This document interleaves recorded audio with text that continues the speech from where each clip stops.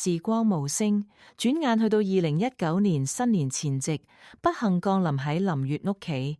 林月母親突然糖尿病嚴重併發症，送入深切治療部，每日醫藥費好似流水一樣使出去。林月每月淨係得4000蚊人工，交咗租金同母親藥費之後，戶口淨係剩低可憐嘅幾十蚊。為咗籌錢救母親，林月開始瘋狂接夜班，只要同事唔想返嘅夜班，佢全部承接。一個夜班津貼80蚊，佢連續返足半個月，益到雙眼布滿紅血絲，體重跌到80幾磅，成個人瘦到好似一張紙。就算處境咁艱難，每日深夜收工，佢依然會振作精神，送一杯熱騰騰嘅開水俾大廳入邊嘅長者。有一晚，林月實在太暈，揸住保溫杯，隻手不停震。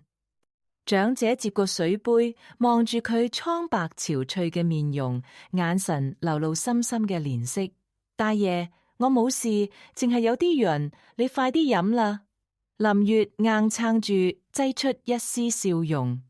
返到租住嘅細單位，林月打開手機銀行，見到戶口餘額淨係剩最後230蚊，距離出糧仲有整整10日。母親聽日嘅透析費用仲未有着落，望住呢個冰冷嘅數字，呢個一直好堅強嘅女仔，終於忍唔住抱住頭痛哭。第二日深夜，當林月再次去到大廳，發現長者個麻包側邊多咗一個破爛膠袋，入邊放住一疊罩晒嘅紙幣，有1蚊、5蚊、10蚊，甚至仲有一大堆硬幣，整整齊齊湊夠500蚊。入面放住一張撕落嘅舊報紙邊緣，用鉛筆歪歪扭扭寫住幾個字：俾母親醫病，好人有好報。林月即時慌咗，喺大街上面揾咗好耐，終於喺醫院外面嘅垃圾桶側邊揾到緊拾廢品嘅長者。大爺，呢筆錢我絕對唔可以收，你靠拾廢品為生，儲低呢啲錢有幾唔容易。林月將錢硬塞翻去長者手上，長者固執啖推翻，沙啞住把聲講：攞住應急，你幫過我，我都想幫你。林月眼淚奪眶而出，佢捉住長者隻手，堅決將錢塞翻長者袋入面。大爺，你嘅心意我收到，但呢筆錢我真係唔可以喐。你可以健健康康喺度靠住暖氣，就已經係最大嘅鼓勵俾我。兩個人僵持咗好耐，長者最終嘆咗口氣，收回啲錢，但眼神閃過一絲極之深邃又複雜嘅光芒。咬實牙關捱過最艱難嘅一年，母親嘅病情終於穩定落嚟。但係去到2020年初，疫情爆發，醫院變成最危險嘅地方，好多護士因為恐懼紛紛請假，甚至辭職。林月毫不猶豫寫咗請戰書，主動報名支援最危險嘅發熱門診。喺發熱門診嘅3個月入面，林月每日着住厚重防護服，工作10幾個鐘頭，面上俾口罩勒出深深嘅血痕，成身俾汗水浸透。但係每當深夜完成工作，佢依然會隔住一段距離，向大廳入面嘅長者揮手，託保安帶熱飯同溫水俾長者。同科室嘅周麗笑佢：林月，你真係好似魔怔咗。發熱門診隨時有機會感染，你自己性命都唔知保唔保得住，仲掛住嗰個臭老頭，你究竟想圖啲咩啊？林月除低口罩，露出滿係印痕嘅臉龐，平靜淡講：人活喺世上，總要為呢個世界留低少少溫度。如果連我哋護士都變得冷漠，咁病人同弱勢人士仲可以指望邊個？周麗冷哼一聲：你繼續扮啦，遲早有一日你會後悔，會蝕底。然而現實嘅考驗並唔止於此。2022年秋天，林月同拍咗2年拖嘅男朋友梁哲走到盡頭。梁哲喺市內一間外資公司做主管，家境富裕，一直嫌棄林月性格太過固執，唔識變通。嗰晚，梁哲揸車嚟醫院接林月收工，啱啱見到林月踎喺大廳角落，耐心遞水，幫長者整理鼻浴。梁哲喺車入邊等到火起，衝入大廳拉住林月就走。上車之後，梁哲劈頭蓋面怒吼：林月，你係咪頭腦有問題？一個拾垃圾嘅老頭，值得你日日好似侍奉長輩咁對待？你睇下你，做嘢5年都仲係普通護士，人工微薄，就係因為你將心力放喺呢啲冇意義嘅閒事上面。林月望住面目流穢嘅男友，清澈嘅雙眼充滿失望。梁哲，一個對弱者一啲同情心都冇嘅人，又點可能真心去愛其他人？喺我眼中，呢件事唔係冇意義嘅閒事，佢只係一位需要溫暖嘅長者。梁哲激到反而笑出嚟：好，你善良，你偉大，你同呢個乞衣過一世啦，我哋唔夾，分手。好，分手。林月冇絲毫猶豫，解開安全帶，推開門落車。嗰一晚，林月瞓喺出租屋張床度，喊到撕心裂肺。佢唔捨得2年嘅感情，但係更加唔可以違背自己嘅良知同底線。第二日，雙眼腫到好似兔仔嘅林月，依然準時出現喺大廳，將一杯溫度啱好嘅開水交到長者手上。長者望住佢紅腫嘅雙眼，輕輕問咗一句：喊過啦？林月抹咗下眼角，擠出笑容：冇事嘅，大爺，你飲水。長者深深望實佢，冇再講說話，淨係將呢杯水飲得比以往任何一次都認真。時間去到2023年11月底，林月已經喺滄海市中心醫院做足整整5年。5年以嚟，佢由一個懵懂新人變成資深護士，而嗰位拾荒長者依然每一晚縮喺大廳嘅角落。5年之間，總共有127名醫護人員由長者身邊經過。有人厭惡到掩住鼻繞道走，有人當面惡言相向，甚至有人為咗博取關注，假惺惺咁丟1蚊銀俾長者，再影相發社交平台，塑造愛心形象。淨係得林月足足1825個日夜，無論風吹雨打，身體好定唔好，從來冇間斷過嗰杯熱開水。而就喺呢一日，醫院迎來一場巨大震盪。上任2年嘅魏院長召集全院中層以上管理人員同資深醫護人員喺多用途會議室召開緊急大會。魏院長50幾歲，住筆挺西裝，頭髮梳到油光水滑。佢企喺講台上，滿面紅光咁敲咗敲台，聲調高昂淡講：各位，今日叫大家過嚟宣佈一個重大喜訊。市入邊有一位唔願意公開身份嘅頂尖資深慈善家，睇中我哋醫院嘅發展，打算以個人名義向我哋醫院捐贈3000萬巨款，用嚟興建一座全新綜合病房大樓。3000萬，會議室頓時動動起嚟，主任同護士長個個都露出貪婪又興奮嘅神色。滄海市中心醫院嘅病房大樓早就殘舊不堪，設備老化。如果呢3000萬可以落實，唔單止醫院可以翻新，在座所有管理層都可以分到豐厚嘅績效同埋獎金。魏院長抬手示意大家安靜，面色變得極之嚴肅。不過呢位慈善家做事極之嚴謹。下星期一，佢會親自派代表，甚至親身微服考察我哋醫院。慈善家講得好清楚，佢只會資助一間真正有社會責任感、形象完美嘅高質素醫院。所以由今日開始，全院進入特級備戰狀態。魏院長按動遙控器，大屏幕彈出幾個大字：全面整頓，迎接評核。第一，大廳重新中友打蠟。第二，所有醫護人員統一着裝，微笑服務。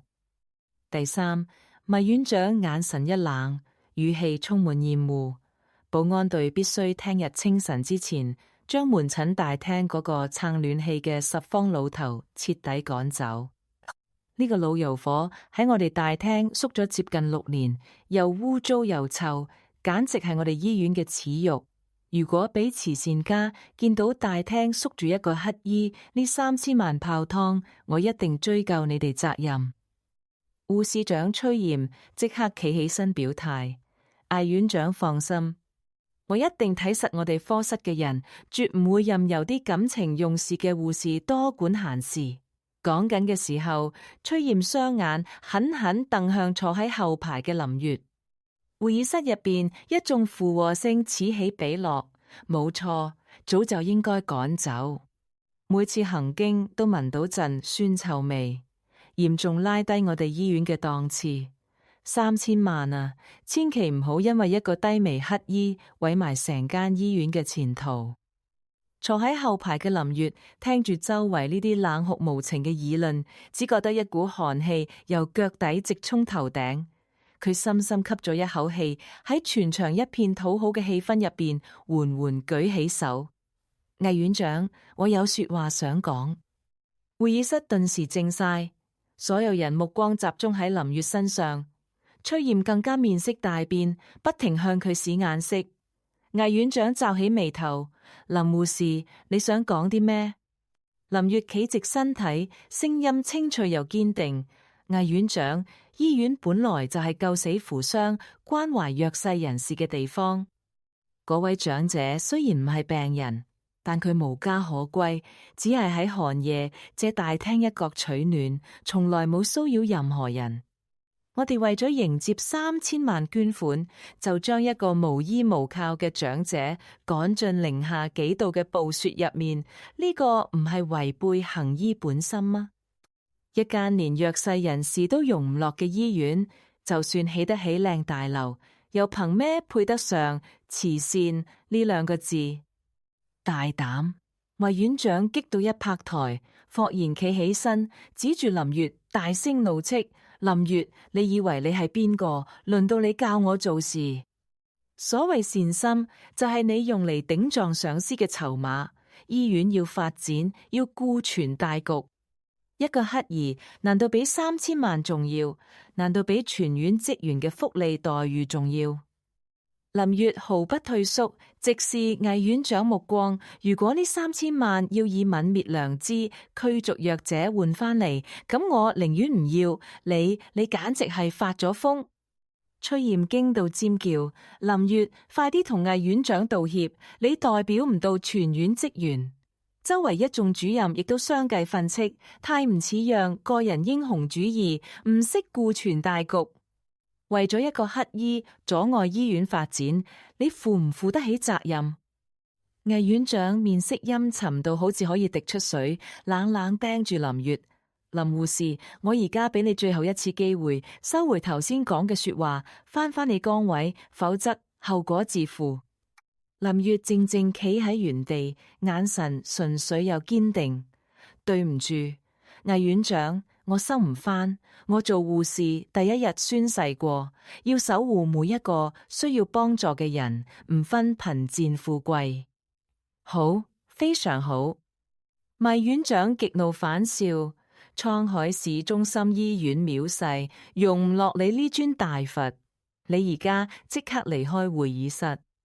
林月默默整理好筆記，喺眾人鄙視、嘲諷同冷漠嘅目光之下，昂首闊步行出會議室。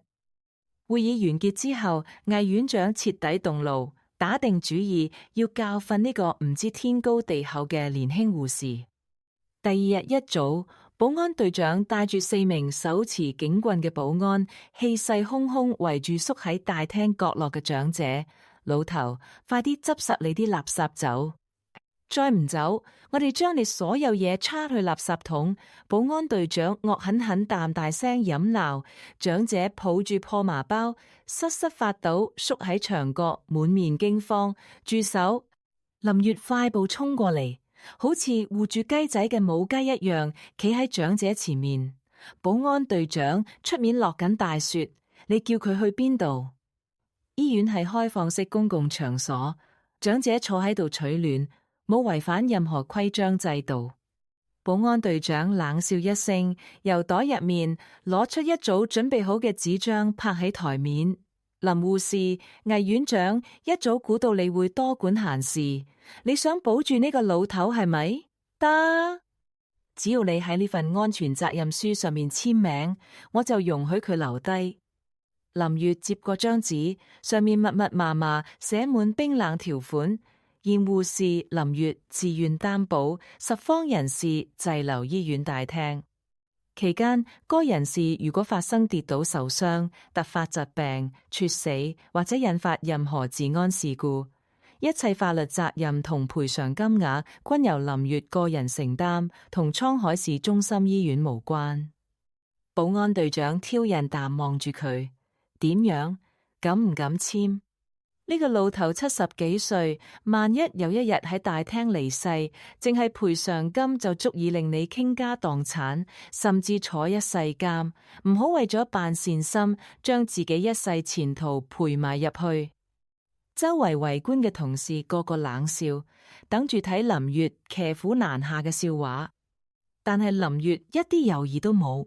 佢攞出隨身帶嘅原子筆，擦幾筆喺擔保人位置，清清楚楚簽低自己個名。林月，我簽咗。林月將責任書拍返保安隊長胸口，眼神銳利如刀。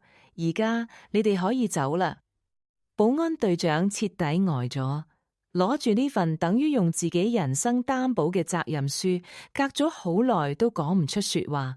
最後只可以狠狠取一口，真係癲咗，你遲早後悔。嗰晚，長者望住林月，眼眶濕潤。佢用震顫嘅手撫摸住個保溫杯，沙聲淡問：孩子，你咁做又何苦呢？林月笑住搖頭：長者，只要我一日喺度，就唔會任由任何人傷害你。不過魏院長嘅報復比想象之中嚟得更快更狠，只係過咗2日，人事科嘅調職通告就貼咗喺告示板，關於護士林月崗位調整決定。因為林月同志多次違反醫院管理規章，缺乏大局意識，現決定將佢調離臨床前線，調派到位於市區40公里以外嘅北郊社區健康服務站工作，即日生效。北郊健康站係全城市最偏遠、環境最惡劣嘅基層小型診所，冇直達巴士，每日要轉3程車，人工直接扣減1大截，亦都冇員工宿舍，同變相解雇冇分別。護士站頓時一片死寂，就嚟等人眼中充滿幸災樂禍。崔艷護士長行到林月面前，嘆氣講：林月啊，我一早勸過你，做人要識時務，為咗一個10方長者，斷送自己前途，值得嗎？林月收拾緊自己物品，除低護士證擺喺台面，眼神平靜得好似一潭深水。護士長，為咗守住良知，我覺得非常值得，我問心無愧。實習護士范小雨紅住眼眶跑過嚟：林月姐，你冇做錯任何事，點解要調走你啊？林月撫摸下實習護士個頭，溫和淡講：記住，做護士最重要唔係職位高低，而係對得住自己良心，好好做嘢。離開前一晚，林月最後一次去到門診大廳，長者依然縮喺暖氣片旁邊。林月踎低身，將重新斟滿熱水嘅保溫杯遞過去，眼淚終於唔再忍得住滑落。長者，呢次係我最後一次送水俾你。林月哽咽淡講：我被調去好遠好遠嘅地方，以後可能冇人再送熱水俾你。呢幾日持續降溫，嗰件羽絨嬲你唔好唔捨得着，一定要着上身啊！長者接水杯，切手劇烈震動，渾濁嘅眼眶入邊，一滴飽經風霜嘅眼淚悄悄跌進保溫杯入邊。長者死死握住水杯，沙聲嘅聲音前所未有嘅清晰。好人，你先係真正嘅好人。林月深深向長者鞠咗一躬，轉身走入漫天風雪之中。星期一清晨，天氣轉晴，陽光灑落喺落完大雪嘅滄海市中心醫院門前。林月拖住沉重行李箱，辦妥最後嘅離職手續。人事科長態度極之冷淡，好似垃圾一樣，將結算績效嘅信封閒俾佢。林月冇多講半句說話，佢深深望咗一眼呢一間自己奮鬥足足5年嘅醫院，心入邊嘅不捨慢慢化成釋然。當佢踏出醫院大門，準備行去巴士站嘅時候，身後突然傳嚟一把蒼老但雄渾有力、穿透力極強嘅呼聲：林護士。林月猛地停低腳步，驚訝啖轉頭。只見門診大樓門前嗰個縮咗足足5年嘅拾荒長者，正緩緩向佢行過嚟。呢一刻嘅長者，成個人判若兩人。佢唔再彎腰駝背，原本高呢嘅身軀挺得不直，雙眼入邊嘅渾濁同迷茫一掃而空，取而代之嘅係威嚴、睿智又深邃嘅目光。長者，你點解會喺度？林月驚訝但問。長者行到佢面前，眼神溫和但望住佢，講出一句令林月一生難忘嘅說話：孩子，跟我走。長者把聲唔再沙聲難聽，反而帶住長期身居上位嘅沉穩同氣勢。長者冇再多解釋，轉身向停車場方向行過去，步伐穩健，氣度不凡。林月下意識拖住行李箱跟隨佢。停車場 VIP 專用車位上面停住一架黑色平治豪華轎車。見到長者走近，一名着住高級西裝、戴白手套嘅司機即刻快步跑上前，恭恭敬敬彎腰90度，極之尊崇淡拉開後排車門。莫董，你吩咐嘅所有事情已經全部安排妥當。莫董。林月個腦轟一聲，成個人呆企喺原地。長者停低腳步，轉頭望住目瞪口呆嘅林月。佢抬起手，將身上着咗足足5年、洗到發白破爛嘅棉褲慢慢除低，遞俾司機。棉褲入面赫然係一件剪裁一流、熨到一塵不染嘅高級訂製白恤衫。長者由恤衫袋入邊攞出一塊雪白手帕，仔細擦拭面龐。原來佢面上嘅污漬、老態同滄桑，全部都係精心安排嘅化妝效果。當手帕抹去偽裝，露出一張飽歷風霜但精神飽滿、威嚴無比嘅尊貴面孔。眼前呢位長者同嗰個喺大廳乞食撐暖氣嘅拾荒者，根本就唔似同一個人。林月隻手震到連行李箱都握唔穩，聲音帶住幾分驚慌：你究竟係邊個？長者伸出雙手，親切握住林月冰凍嘅小手，眼神充滿慈愛同極大嘅欣慰。孩子，自我介紹一下，我叫莫海山，滄海市中心醫院嘅創辦人，亦都係呢間醫院第1任老院長。莫海山，老院長。林月驚到倒吸一口涼氣，腦海入邊翻江倒海。佢曾經喺醫院歷史展覽館嘅相簿上面見過呢個名，滄海市中心醫院嘅創辦人，醫療界嘅權威人物。莫海山拉住林月坐進平治轎車後排，緩緩打開話匣子，揭開一段塵封足足5年嘅驚天秘密。45年前，我淨係靠3間破平房、20張病床創辦呢間醫院。莫海山眼中閃住回憶嘅光芒。嗰陣時我哋好窮，但每一個醫生護士心入邊裝住嘅都係病人。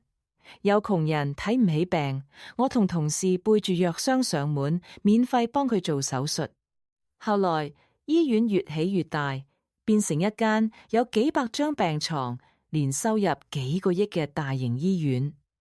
莫海山面色慢慢沉落，語氣充滿深深嘅心痛同悲涼。但係醫院大咗，大樓起高咗，人情味就徹底冇咗。醫生睇病，首先問帶唔帶夠錢，護士只掛住績效同獎金。魏院長呢班人接手之後，更加將醫院當成賺取暴利嘅商業工具。佢哋為咗討好有錢人，將貧窮病人趕出大門。莫海山轉過頭，深深望實林月。5年前，我到咗正式退休嘅年紀，董事會叫我指定接班人。但係望住滿廳滿房滿腦子算計嘅精英，我唔甘心將一生心血交俾一班冇醫德嘅商人。於是我做咗一個決定，我化名莫老，偽裝成拾荒者，喺呢個我親手起嘅大廳角落一坐就足足5年。莫海山由懷入面攞出一本牛皮紙包好嘅筆記簿，遞到林月手上。林月雙手震顫，打開筆記簿，上面密密麻麻用鋼筆寫滿日期、姓名同事件。2018年12月10號，保安鐵剛踢咗我2次，出言辱罵，護士周麗路過，掩鼻吐痰，斥責我影響環境。2018年12月13號，崔艷護士長路過，吩咐保安嚴加看管，絕對唔准呢個污糟乞衣靠近 VIP 病房區。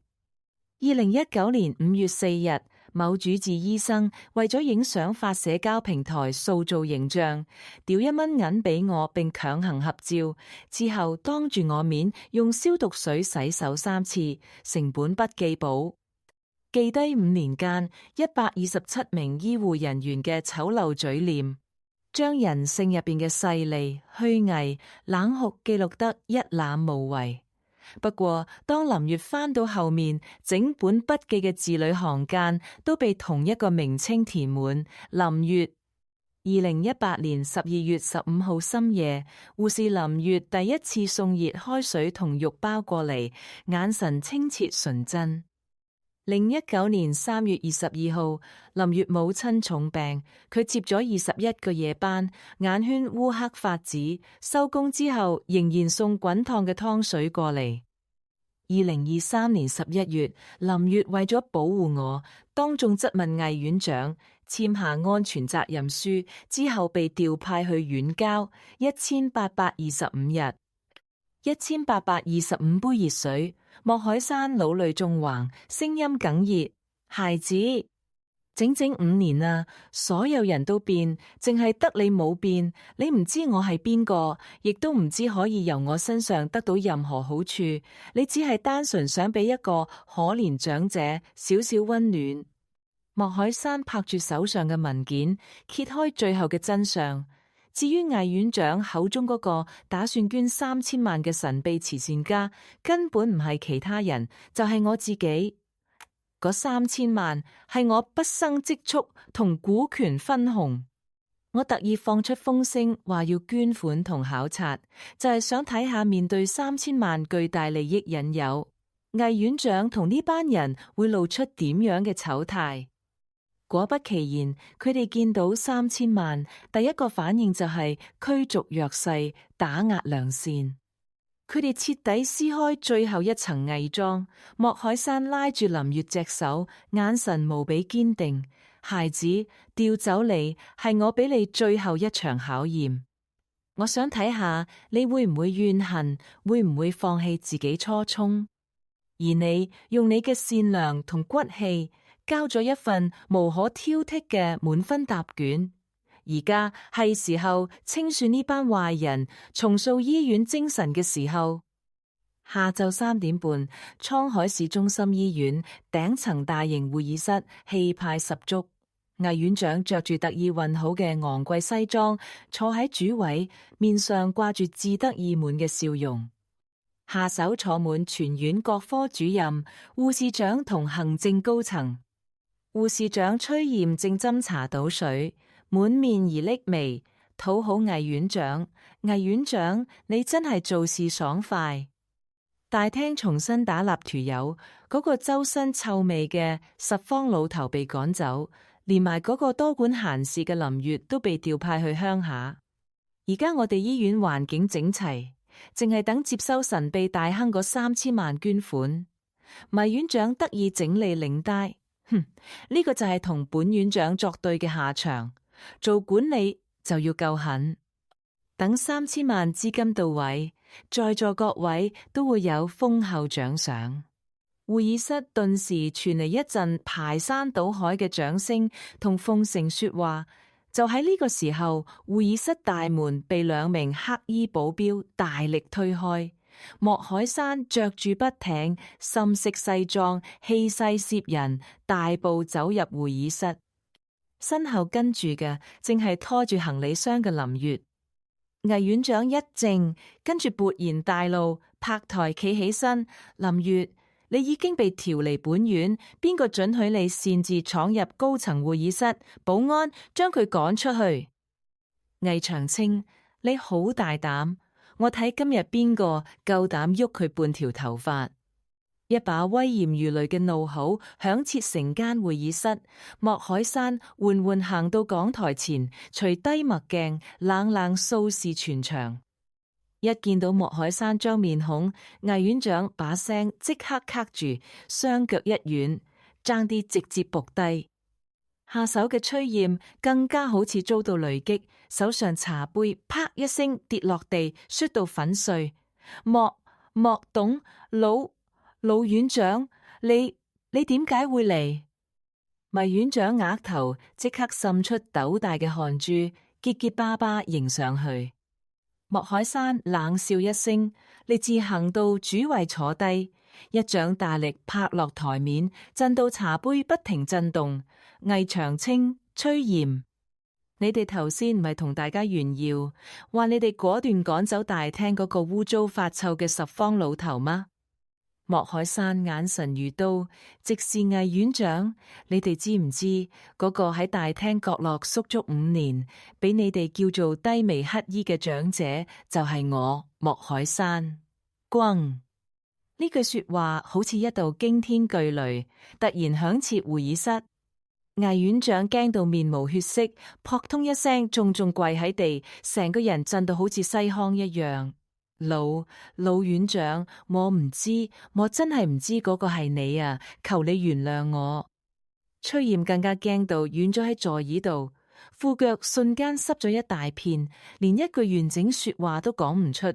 周圍曾經嘲笑過長者嘅主任同護士長，個個驚到面青口唇白，恨不得揾條地縮轉入去。唔知？莫海山企起身，將本牛皮紙筆記簿大力掟向魏院長塊面，只係因為唔知我係老院長，你哋就可以肆無忌憚踐踏弱者尊嚴；只係因為唔知我係捐款人，你哋就可以為咗3000萬利益，將一個寒冬入邊只求溫飽嘅長者逼上絕路。莫海山指住筆記簿，當眾讀出一條條記錄。主治醫生羅文2018年嘲諷我係社會負累，扣除全額獎金，通報批評。護士長崔艷5年入面13次驅逐、辱罵弱勢人士，撤銷管理職務，由即日起降職調往後勤科，專門負責清潔全院廁所。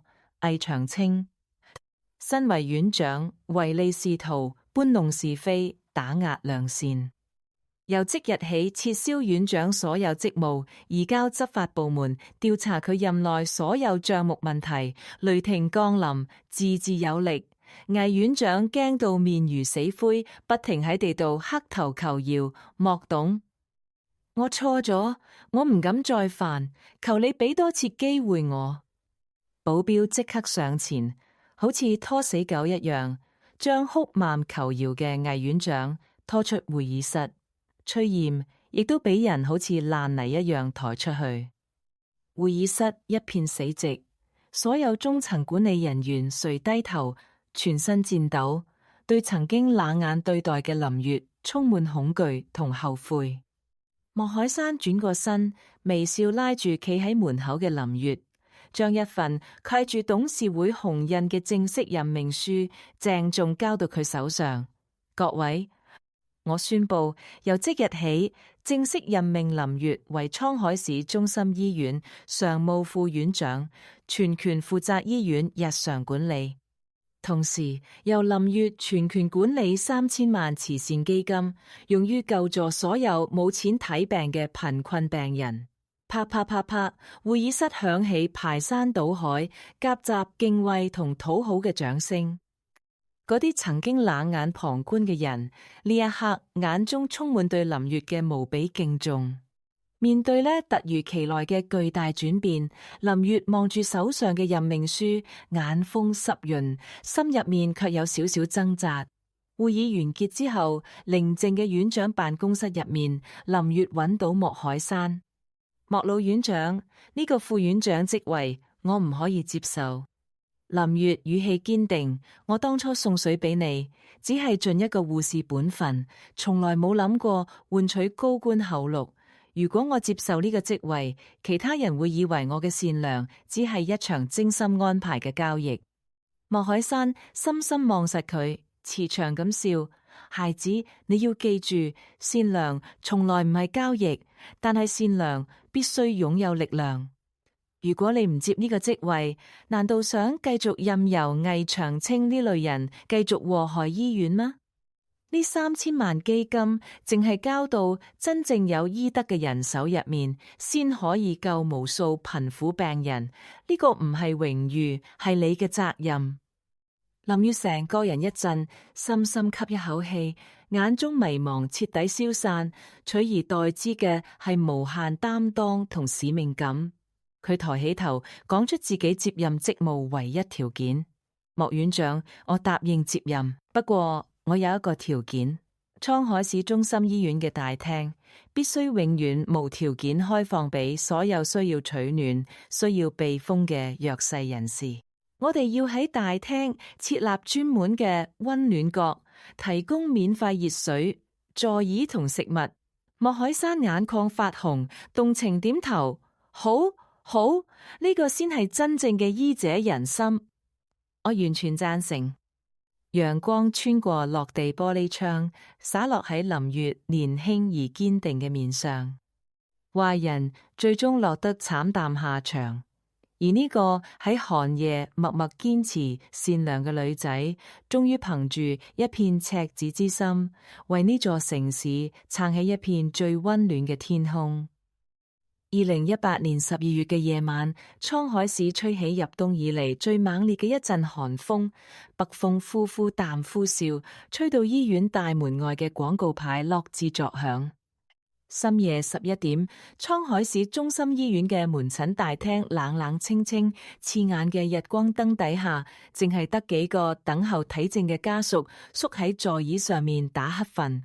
內科護士林月啱啱做完長達8個鐘頭嘅夜班，佢除低白大褂，揉咗揉酸痛嘅膊頭，拖住拉到唔想喐嘅身軀，準備收工返屋企。當佢拎住袋行到大廳轉角位嘅時候，眼角餘光瞥見暖氣片側邊嘅陰影入邊，嗰度縮住一道高朗嘅人影。嗰係一位拾荒長者，睇落大約70零歲，頭髮花白又亂蓬蓬，面上黑滿歲月留下嘅溝瑕。佢着住一件洗到發白、入面棉花已經板結嘅舊棉花，腳上嘅解放鞋穿咗個大洞，露出一對凍到發紫嘅腳趾。長者將一個破爛麻包墊喺頭底下當枕頭，成個人蜷縮成一團，緊緊貼實暖氣片，想喺微弱嘅餘溫入面吸取少少暖意。就算瞓緊覺，長者嘅眉頭都皺到實，嘴唇凍到發紫。呢個時候，當值保安鐵剛綁住橡膠警棍行埋過嚟，一腳踢向長者個破爛麻包，口入邊鬧鬧氹氹啖大叫：喂，醒下啦！又係你呢個老乞衣！日日嚟大廳蹭暖氣，周身臭味，唔怕丟架。快啲起身出去，唔好喺度阻頭阻勢。長者俾佢驚醒，渾濁嘅雙眼閃過一陣慌亂同自卑，即刻抱緊個麻包，連聲道歉，但又唔捨得離開呢個可以擋風嘅角落。行喺前面嘅林月停低腳步，佢望住長者對生滿凍瘡、布滿口繭嘅雙手，個心好似俾嘢狠狠捏咗一下。林月出身普通家庭，父親早逝，母親身體又唔好。佢由細到大，好清楚貧苦人家過日子有幾艱難。鐵隊長，出面落緊雪，零下好幾度，你俾佢喺度坐一陣啦，又唔阻人。林月忍唔住開口勸道。保安鐵剛扁咗下嘴，林護士，你就係心腸太軟。呢個老頭嚟我哋大廳撐暖氣，唔係一日半日。如果院長見到，實會扣我哋保安隊獎金。林月冇再同保安爭執，佢轉身返去護士休息室，攞返自己個保溫杯，斟滿一杯滾燙嘅開水，又由抽桶入面攞出自己預備做宵夜嘅2個熱肉包。佢輕輕行到長者面前，問低身軀，將保溫杯同肉包遞過去，把聲格外溫和。大爺，醒下啦，天凍，飲杯熱開水暖下身，順便食個包啦。長者當場愣住，佢用對渾濁又帶住戒備嘅眼睇住眼前呢位年輕護士，隔咗好耐，先至顫抖住伸出雙手。呢一雙手飽經風霜，關節粗大，布滿大大小小嘅裂口。長者小心翼翼接住保溫杯，捧喺手心，好似捧住稀世珍寶一樣。佢咬咗一啲熱氣騰騰嘅肉包，眼眶即時紅晒，沙啞住把聲講：多謝你，好姑娘。林月向佢微微一笑。大爺，個保溫杯你先用住，聽日收工順路還返俾我就得。如果凍就喺呢度挨一陣，冇人會趕你走。嗰晚林月行出醫院大門嘅時候，忍唔住回頭望咗一眼。大廳角落入邊，嗰位拾荒長者正一小口一小口飲緊熱水，渾濁嘅雙眼閃出久違嘅光。